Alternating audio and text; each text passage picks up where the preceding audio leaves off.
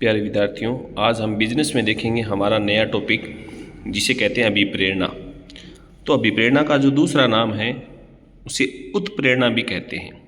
अभिप्रेरणा या उत्प्रेरणा यानी मोटिवेशन देना, यानी कि तो अंग्रेजी भाषा के मोटिवेशन शब्द का जन्म, यानी मोटिवेशन जो शब्द है जिसे अभिप्रेरणा कहते हैं, उस शब्द का जन्म जो किस भाषा से हुआ है, लैटिन भाषा के मोवेर शब्द से लिया गया है, और जिसका अर्थ होता है प्रेरित करना, यानी किसी व्यक्ति को काम करने के लिए प्रेरित करना या क्रियाशील बनाना, कार्य के प्रति क्या करना, एक्टिव करना। तो अभिप्रेरणा का मतलब है किसी भी व्यक्ति को हमारे द्वारा दिए गए मोटिवेशन से या दी गई धारणा से या अवधारणा से अगर वो प्रेरित होकर कार्य करना स्टार्ट कर देता है तो वो क्रियाशील बन जाता है, तो वो है अभिप्रेरणा। अब अभिप्रेरणा की क्या विशेषता है कि अभिप्रेरणा एक सतत प्रक्रिया है, यानी ऐसा नहीं है कि एक बार किसी व्यक्ति को हमने प्रेरित कर दिया तो वो अब अपने पूरे भविष्य काल में या अनंत काल तक अब दोबारा उसे अभिप्रेरण करने की आवश्यकता नहीं है। बार बार करना पड़ेगा, हर व्यक्ति को बार बार हमें क्या करना होगा, मोटिवेशन देना होगा, बार बार प्रेरित करना होगा। तो सतत यानी लगातार चलने वाली होता है भी। गतिशील और जटिल प्रक्रिया है। गतिशील का मतलब मोटिवेशन देना, वैसे किसी को प्रेरित करना कठिन ही होता है वैसे, लेकिन गतिशील गतिशील का मतलब समय के अनुसार जिस प्रकार का आज परिवर्तन हो रहा है, तकनीक में और में जो परिवर्तन है उसी के अनुसार भी उसमें हमारी अभिप्रेरणा में क्या करना, परिवर्तन करना। अभिप्रेरणा एक निश्चित अवधि की भी हो सकती है, और अभिप्रेरणा मनोवैज्ञानिक होती है, और मनोवैज्ञानिक मानने वाले मैकफॉर्लैंड है भी, जो क्या मानते हैं कि अभिप्रेरणा क्या है, मनोवैज्ञानिक है, मतलब व्यक्ति का जो मन है उसको चेंज किया जाता है, व्यक्ति में काम करने की जो मन में जो इच्छा है उसको बदला जाता है। तो ये बात किसने मानी है, मैकफॉर्लैंड ने मानी है कि अभिप्रेरणा क्या है, मनोवैज्ञानिक। तो मैं से मनोवैज्ञानिक, मैं से मैकफॉर्लैंड, ऐसे याद रखना है भी। अभिप्रेरणा आंतरिक अनुभूति है। आंतरिक अनुभूति का मतलब व्यक्ति के अंदर से जिज्ञासा उत्पन्न होती है कि हमें काम करना है, नहीं करना है, ये तो उसके मन की जो सोच है, जो आंतरिक उसकी फीलिंग है, उससे उत्पन्न होता है। प्रणालीबद्ध प्रक्रिया है। आवश्यकता संतुष्टि प्रक्रिया है, यानी कोई भी व्यक्ति अभिप्रेरित कब होता है भी, कि जैसे किसी काम को करने के लिए हमने उसे अभिप्रेरित किया और वो उसे उसमें लक्ष्य को प्राप्त कर लेता है। जैसे हमने किसी बच्चे को प्रेरित किया कि सरकारी जॉब के लिए और वो सिलेक्ट हो जाता है, तो उसमें एक मोटिवेशन आ जाता है, अब दोबारा किसी भी काम को हम उसे करवा सकते हैं। तो आवश्यकता क्या है, संतुष्टि की प्रक्रिया है अभिप्रेरणा से। ऊर्जावान प्रक्रिया है, यानी व्यक्ति में ऊर्जा भर देती है। सकारात्मक और नकारात्मक, किसी काम को करवाने के लिए प्रेरणा होती है सकारात्मक, अगर कोई काम नहीं करवाना है, काम करने से मना करना है, वो है नकारात्मक। संपूर्ण व्यक्ति विपरीत होता है अभिप्रेरणा में। निराश व्यक्ति अभिप्रेरित नहीं किए जा सकते। जो अपने जीवन से, अपने मन से पूर्णतः निराश हो जाते हैं तो उनको हम अभिप्रेरित नहीं कर सकते। अभिप्रेरणा के जो साधन है वो वित्तीय और गैर वित्तीय माने जाते हैं। कौन कौन से, वित्तीय और गैर वित्तीय।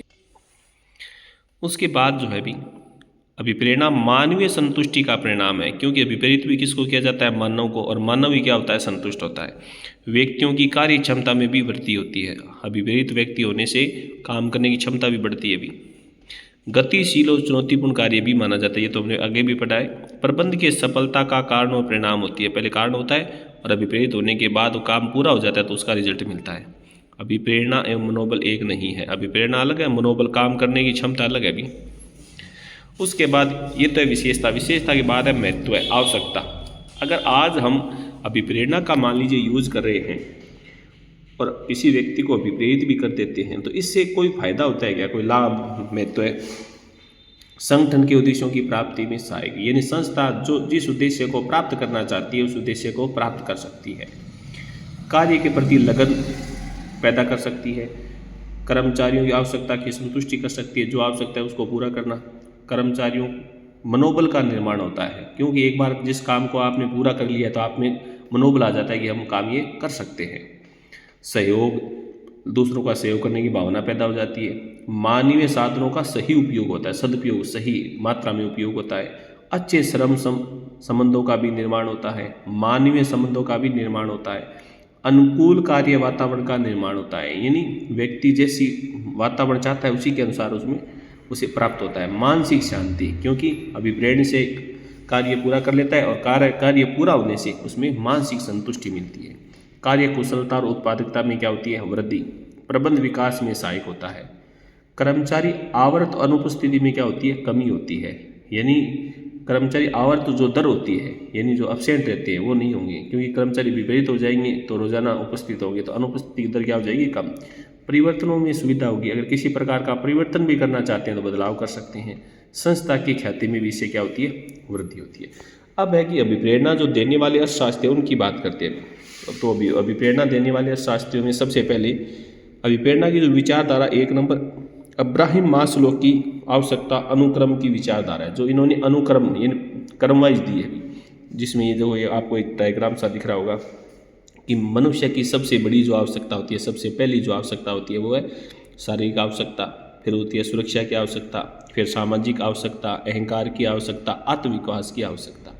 लेकिन ये जो शुरुआती दो आवश्यकता है इनको तो माना जाता है निम्न स्तरीय आवश्यकता, और आगे की जो तीन है वो मानी जाती है उच्च स्तरीय आवश्यकता, और ये सबसे अंतिम, इसलिए इसका नाम क्या है, आत्मविकास या आत्मसंतुष्टि आवश्यकता माना जाता है। ये तो है इब्राहिम मास्लो की, क्योंकि इसने माना है कि व्यक्ति की अगर एक आवश्यकता पूरी होती है तो दूसरी आवश्यकता जन्म लेती है, फिर तीसरी, फिर चौथी, और एक दिन समाप्त हो जाती है आवश्यकताएं।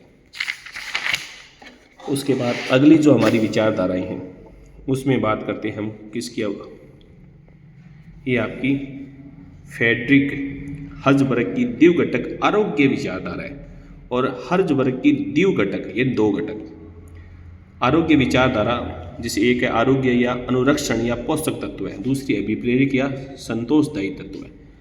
अब आरोग्य, अनुरक्षक या पोषक तत्व में इसने माना कि संस्था की जो नीतियां हैं, संस्था का प्रशासन है, कार्य दशाएं हैं, कार्य सुरक्षा है, कर्मचारियों का वेतन है, उनसे संबंधी लाभ है, पर्यवेक्षण है, पर्यवेक्षण की किस संबंधी जांच पड़ताल किस प्रकार की होती है, अधिकारी, सहकर्मी तथा अधीनस्थों में आपस में कैसा संबंध है, ये तो है पहली आरोग्य। दूसरी अभिप्रेरक या संतोषदायी तत्व है, संतोष कब मिलता है, जब उसे किसी काम पूरा करने उपलब्धि प्राप्त होती है, उसका मान सम्मान होता है, उसका विकास होता है, दायित्व बढ़ता है, व्यक्ति को उन्नति के अवसर मिलते हैं, कार्य प्रवृत्ति होती है, तो ये तो माना है द्विघटक। अब है उसके बाद तीसरी प्रोफेसर डगलस मैकग्रेगर की एक्स और वाई विचारधारा।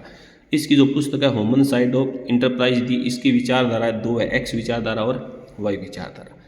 इन्होंने पहले क्या माना है, पहले बात करते हैं एक्स विचारधारा कि एक्स जो विचारधारा है वो तो क्या है, एक्स विचारधारा मानवीय प्रकृति व्यवहार का निराशावादी और नकारात्मक रूप मानती है। ये तो है नेगेटिव पूरी।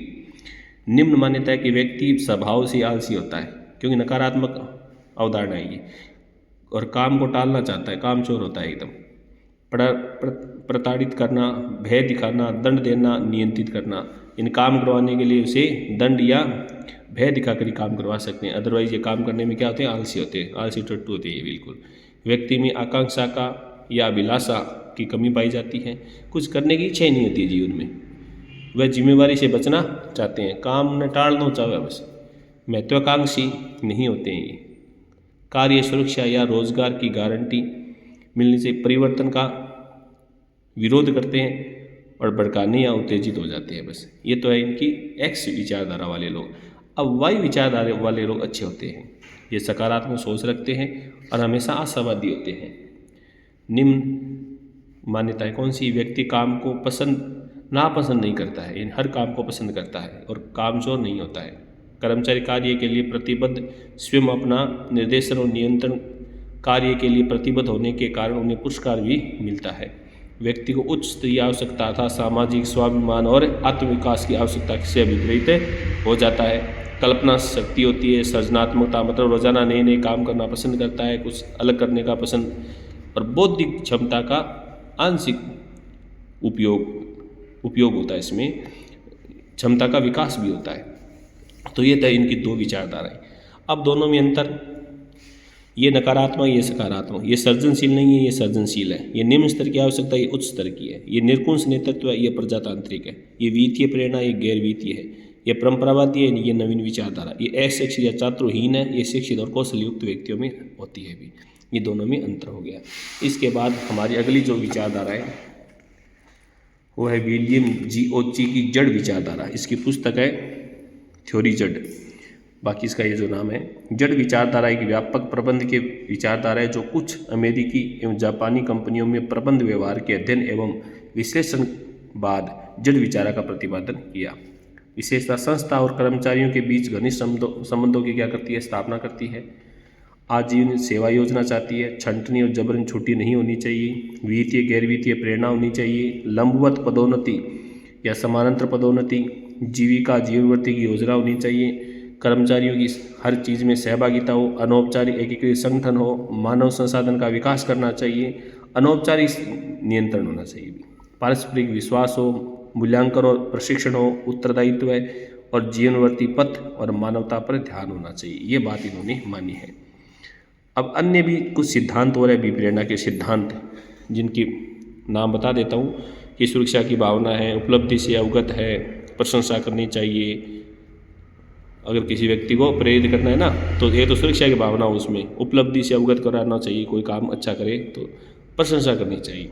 आत्मीयता का भाव रखना चाहिए, उसके साथ उन्नति विकास के अवसर देने चाहिए। कुशल नेतृत्व करना चाहिए। मानव साचा व्यवहार हो। धार्मिक नैतिक सामाजिक विचारों से स्वागत करना चाहिए। सुझावों पर पर्याप्त ध्यान देना चाहिए, अगर कोई सुझाव देते हैं तो। नीति निर्धारण में सहभागिता, समूह भावना, कर्मचारियों को निराश नहीं होने दे, व्यक्तिगत अस्तित्व स्वीकार करना, आंतरिक दबी शक्ति का विकास। और अभिप्रेरणा की जो प्रक्रिया है, प्रोफेस की देवी 6 स्तर माने हैं कि उद्देश्यों का निर्धारण हो, व्यक्ति का क्या करना है, उसे क्या नहीं करना है।